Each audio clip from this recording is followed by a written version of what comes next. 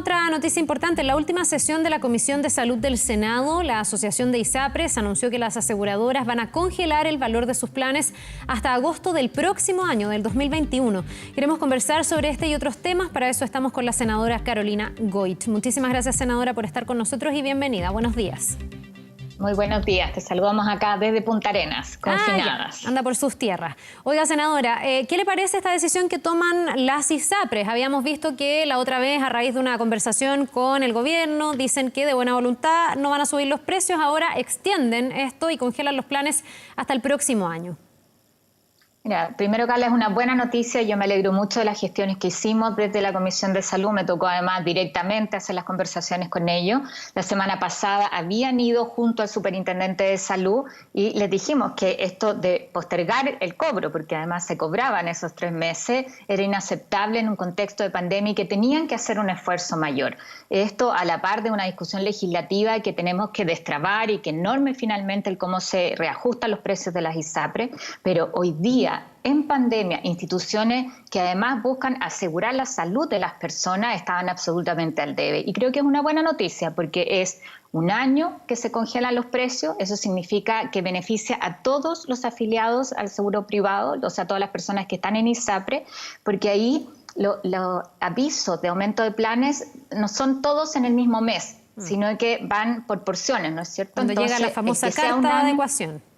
Exactamente. Entonces, lo que permite esto es que sea limpio, que a todos los afiliados efectivamente se les congele el aumento de planes, aumento que podemos decir a la par. O sea, yo lo considero que es ilegal. Tú sabes que ahí la gente puede recurrir hoy día ni siquiera con un abogado, sino que lo puede hacer en la Superintendencia de Salud en forma gratuita y habitualmente eso es acogido.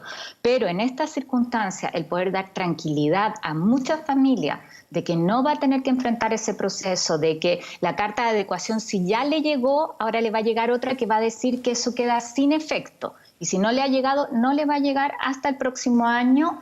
A mí me parece que es una buena noticia, es algo que hubiéramos esperado antes, pero es de alguna manera un mínimo, ¿no es cierto?, por parte de las ISAPRES. Senadora, dicen que conversando se entiende la gente y seguramente esta es una demostración de aquello, de haber conversado, de hacerles ver cuál es el contexto en el que estamos, etcétera. Ahora, yo me pregunto si esto da para ser más entusiastas y pensar que podamos tener realmente una reforma a las ISAPRES en paralelo a FONASA, una gran reforma a la salud, porque todos los expertos dicen que no tiene mucho sentido reformar uno o lo otro, porque son sistemas que conversan y si hay algo que hemos visto en el marco de esta pandemia es eso, que ambos sistemas conversan. En el COVID, en este caso, esto ha operado como una gran red de salud. Entonces, la pregunta es si usted cree que esta buena voluntad de conversar, de dialogar, se puede extender también para tener una reforma que todavía sigue postergada durante años.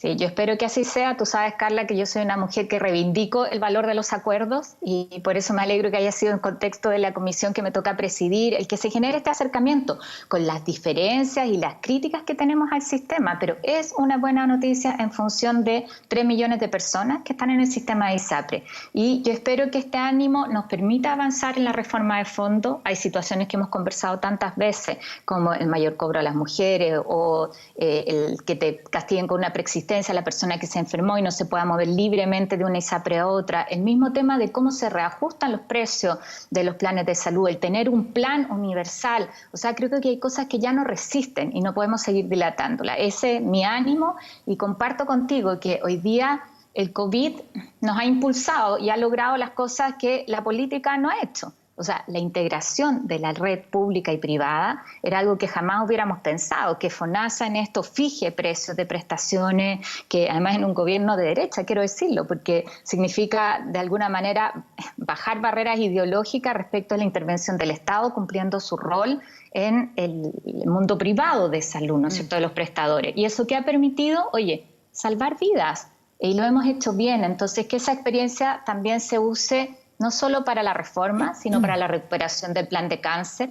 hoy día en que yo tengo que comentarte una buena noticia, se publicó en el diario oficial la Ley Nacional del Cáncer, o sea, ya es ley de la República con eso y en un mes más entra en vigor. Ahí necesitamos también esa integración pública y privada para ponernos al día en todos los diagnósticos que no se han hecho, en todas las quimioterapias o radioterapias que han quedado suspendidas durante la pandemia. Sí, bueno, lo de la ley de cáncer lo estuvimos conversando acá en el momento en que se aprobó. Ahora usted dice ya fue publicado, por lo tanto es ley y está empezando a operar en la práctica, pero se agradece también ahí ese esfuerzo y todos le han reconocido el rol que usted tuvo, así que se lo concedo. Cuando hoy día la política está tan cuestionada, también es bueno reconocer cuando se hace el trabajo. Ahora, le quería preguntar en qué va la reforma a las ISAPRES, porque usted me dice, yo confío en el diálogo, veo que esta pandemia ha significado que tengamos un nuevo trato porque hay que flexibilizar las trincheras ideológicas. ¿En qué va hoy día la reforma? Bueno, nosotros tenemos un proyecto hace mucho tiempo que está en la Comisión de Salud del Senado, de que ha hecho el ministro y en esto en conversaciones con los senadores de la comisión, es conformar un equipo técnico que tiene un plazo muy corto. O sea, esperamos que de aquí a antes de un mes nos puedan dar algunas claves de cómo destrabar o cuáles son los principales temas que van fundamentalmente por la creación de un plan universal de salud, que sea el mismo plan para el sector público y el sector privado, que terminemos con esto de una cantidad de planes que es imposible para la gente comparar en el sistema de ISAPRE y que eso tenga un precio definido y prestaciones que están incluidas. Ahí me gustaría incluso en eso incorporar el seguro de medicamentos, porque el gasto de bolsillo de la gente es en gran parte también de medicamentos, que esto es un tema que requiere mayor regulación. Pero avanzar sobre eso, lo otro que le hemos pedido al ministro es que podamos discutir a la par la reforma que fortalece FONASA, el seguro público, y la reforma a las ISAPRE, porque no es menor lo que tú hagas en un sector y otro. Y para mí es fundamental robustecer, claro, que tenemos que robustecer la red pública, que en esto tengamos un FONASA que sea competitivo también. Yo creo en esto, así como reivindico el valor de los acuerdos y creo que son posibles en política, incluso en temas complejos, creo que también una reforma tiene que contemplar gradualidad. Aquí quizás el tratar de ser maximalista nos ha pasado la cuenta, ha impedido que durante todos estos años logremos un acuerdo. Entonces, mi objetivo es que podamos tener un robustecimiento de FONASA, creo que además lo ha hecho muy bien, ha demostrado cuál es su rol y eso significa darle más atribuciones para operar la red, no solo la red pública, sino también en convenios con privados, no sé, están los hospitales que dependen de las universidades, de las Fuerzas Armadas, todo eso es parte de la red donde FONASA debería ser el ente en terminar con los problemas de las ISAPRES, si los tenemos claros, o sea, no más que te castiguen por enfermarte, o sea, eso es inaceptable, el que se hagan cargo de todo el tema de prevención. Parte de las cosas que le decíamos ayer al representante de la Asociación de ISAPRE, o sea, ¿cuál es la propuesta que hacen, por ejemplo, para aportar en el plan de cáncer? ¿No deberían estar todos los afiliados de los ISAPRE con sus exámenes preventivos al día? Si además eso es costo cero, ¿qué es lo que hace la ISAPRE para preocuparse de que la gente no se enferme? O sea, ese debería ser el objetivo, ¿no es cierto?, en la medida en que es posible.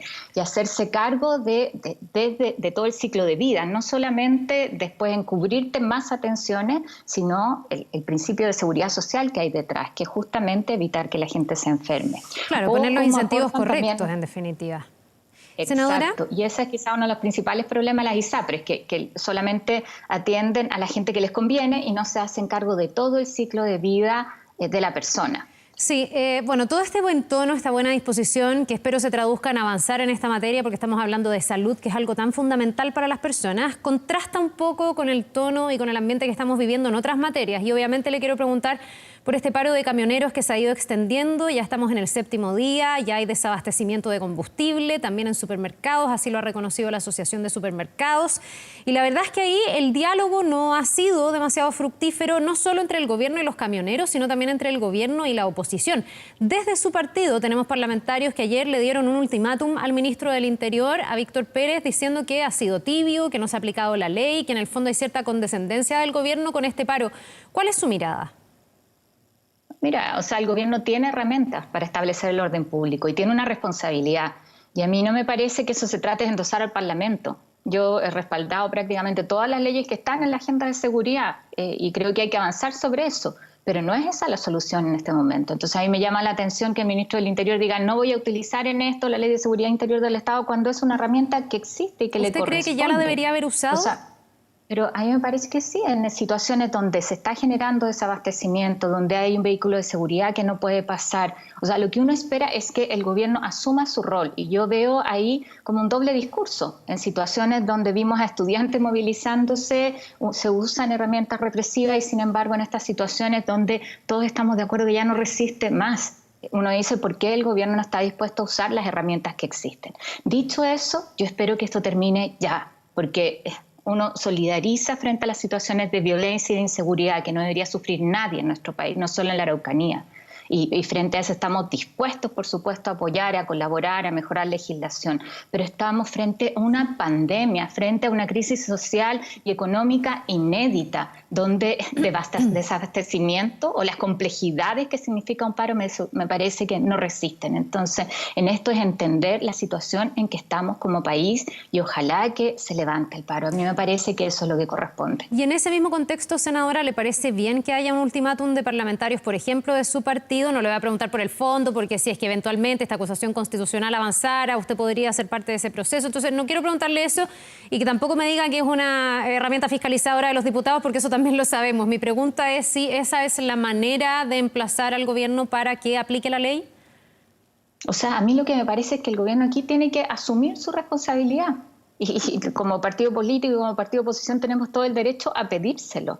O sea, acá no nos echen la culpa a otros, hagan su trabajo. O sea, parte de las tareas, en este caso del gobierno, es garantizar el orden público, es garantizar en una situación como la que estamos, de pandemia inédita, te insisto, de crisis social y económica, el que usan las herramientas que tienen para garantizar cosas básicas hoy día. O sea, a mí me duele el alma ver a gente que hace fila 1 hora y media para poner 10.000 pesos de benzina en las condiciones en que estamos. En Guatayama gente para decirte no dejan pasar un camión con cosas que son básicas. Entonces uno le pide que al gobierno haga su trabajo. E insisto, es que aquí la pandemia la tenemos que enfrentar entre todos y eso significa que no podemos darnos el lujo de poner en riesgo aún más cosas básicas para la población. Usted me hablaba de un doble discurso. ¿Le preocupan los como precedentes que se están instalando? Y no solo se lo estoy preguntando en torno al rol del gobierno, porque usted me dice por qué las leyes que existen el gobierno no las aplica, si además usted y otros dentro de la oposición han apoyado esas leyes que, por ejemplo, algunas de ellas se impulsaron durante el estallido social. Pero también en el sector contrario uno percibe esta misma contradicción, ¿no? Gente que en la época del estallido social decía que estaba bien hacer algo como el que baila pasa y que hoy día critica que haya camioneros que paren el tránsito, pidan antecedentes y decidan curso de lado y lado. Sí, efectivamente, y así como uno dice, la violencia la tenemos que rechazar, venga de donde venga, es inaceptable en cualquier situación. O sea, no es a través de la violencia que se instalan legítimas reivindicaciones sociales. O sea, ahí no nos podemos perder y yo quiero decirlo con esa claridad. Lo mismo cuando se vulnera el espacio de libertad y de dignidad también de una persona.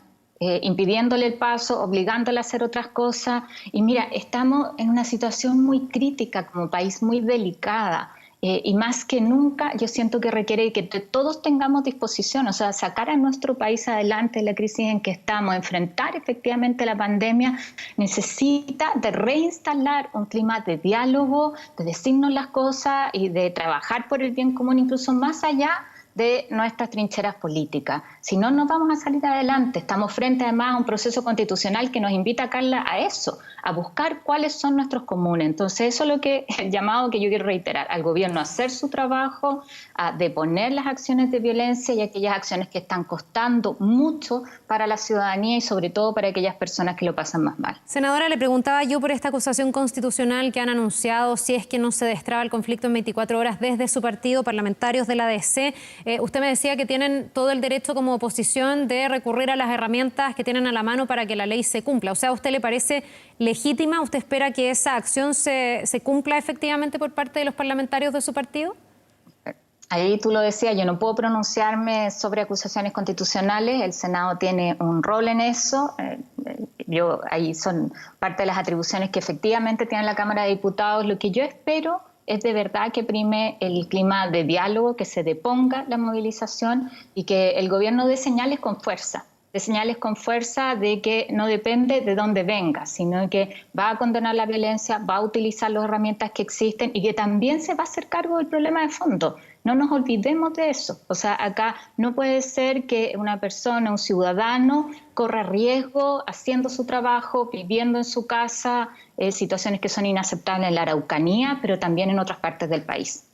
Bien, pues senadora Goit, muchas gracias por habernos acompañado esta mañana. Puede ser un día clave, pero venimos como hace 3 días diciendo eso. Ojalá que hoy día sí tengamos novedades en torno a este paro que ya empieza a generar consecuencias bien importantes para la población. Que le vaya muy bien, que tenga un buen día. Muchas gracias, Carla. Buen día. Nos vemos.